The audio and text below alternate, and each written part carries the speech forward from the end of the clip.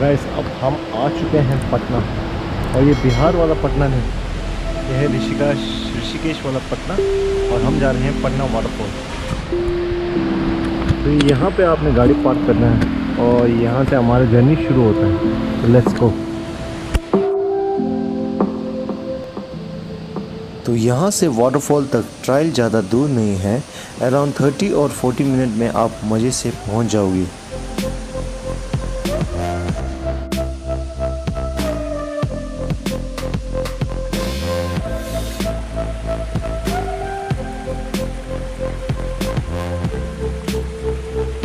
लेकिन कहीं जगह आपको स्लो चलना पड़ेगा क्योंकि काफ़ी ज़्यादा फिसलन एरिया है ये।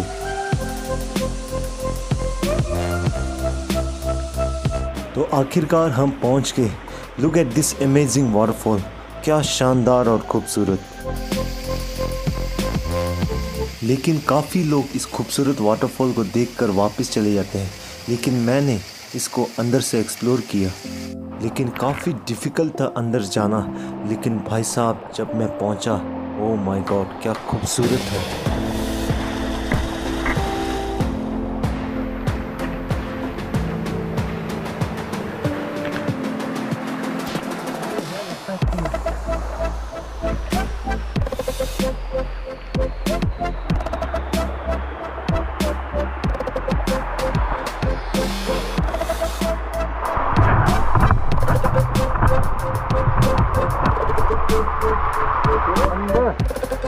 आखिर पहुंच गए, लेकिन काफी ज्यादा अंधेरा है।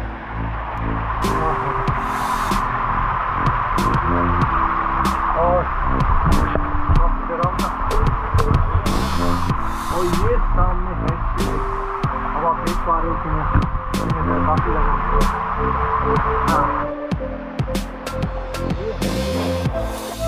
ये जो जितने आप केव में ये स्टोन देख रहे हैं, ये असली में पेड़ों की जड़ें हैं जो टाइम के हिसाब से फॉसिल में कन्वर्ट हो गया है।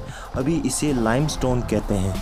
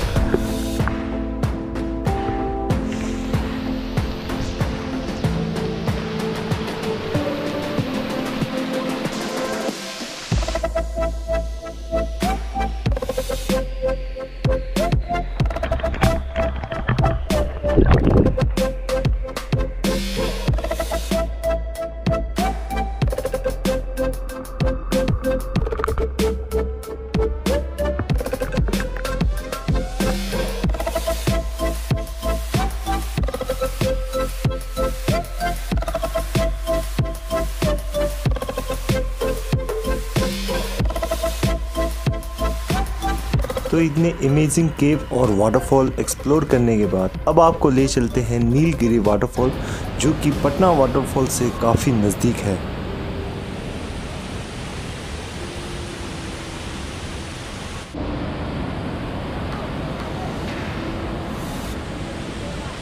इस वाटरफॉल में फूड वेंडर काफ़ी ज़्यादा मिलेंगे, तो जहां आप बैठकर खाने के मज़े भी ले सकते हैं और व्यू को भी इंजॉय कर सकते हैं। नीलगिरी वाटरफॉल एक्सप्लोर करने के लिए आपको थोड़ा सा पैदल चलना पड़ेगा, जो कि वर्थ इट है। अब हम आ चुके हैं नीम वाटरफॉल, और काफ़ी खूबसूरत वाटरफॉल है।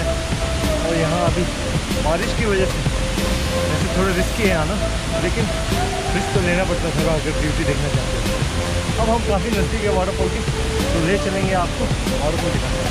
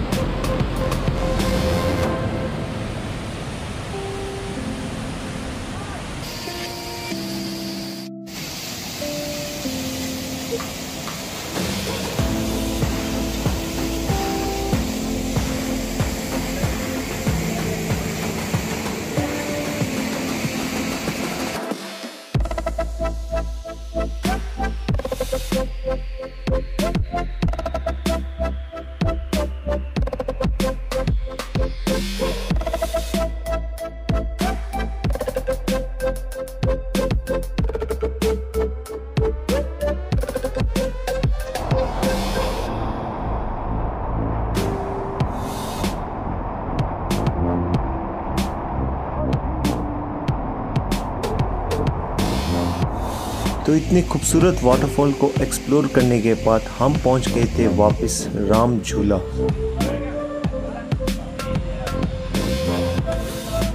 यहाँ शाम को आप खुशनुमा तरीके से गुजार सकते हैं। यहाँ पे आप दान भी दे सकते हैं और उसके बाद एक काफ़ी खूबसूरत बीच को भी एक्सप्लोर कर सकते हैं, जो कि गोवा से छोटा गोवा कह सकते हैं आप।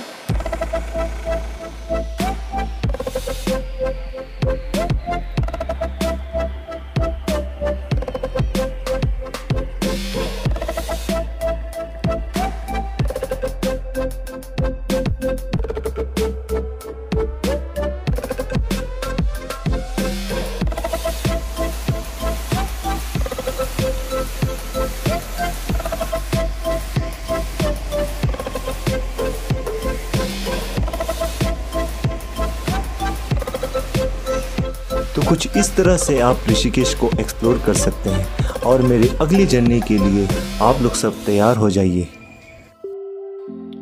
If you're new in my channel, subscribe, press the bell icon, like, comment and share.